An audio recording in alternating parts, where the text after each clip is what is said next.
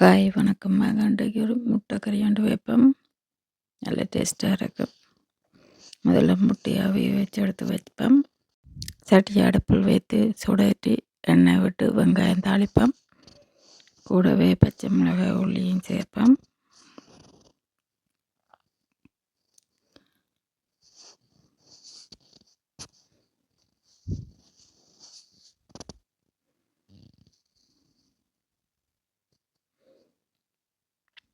கிராம்பு, அன்னாசிப்பூ, பட்டை சிறிது சிறிது சேர்ப்போம். கருவேப்பிலையும் ரம்பையும் சேர்ப்போம். சோம்பு வெந்தயம் சேர்ப்போம்.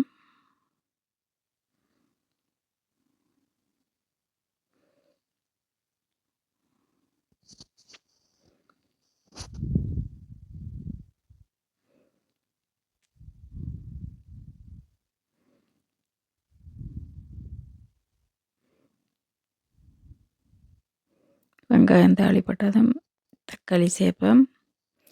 தக்காளியோட கறிக்கு தேவையான கறித்தூள், உப்பு சேர்த்து நன்றாக பிரட்டுவோம். தேவையான அளவு தண்ணி, பால் சேர்த்து நன்றாக கிளறி விட்டுட்டு மூடி விடுவோம்.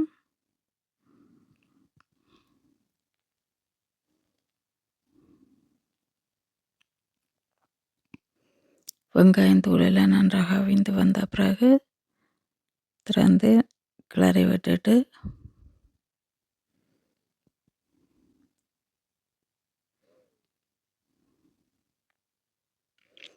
இறைச்சி சரக்கு தூளும் தேசி புளியும் விட விட்டு கிளறுவோம். கருவேப்பிலை கசக்கி போடுவோம்.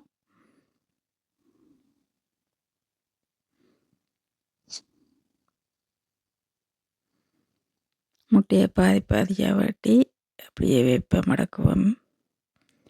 அடுக்கி போட்டு சிறிய கரண்டியால் அந்த முட்டை கறியை எடுத்து அந்த முட்டைக்கு மேலே விடுவோம். எல்லா முட்டைகளுக்கு மேலே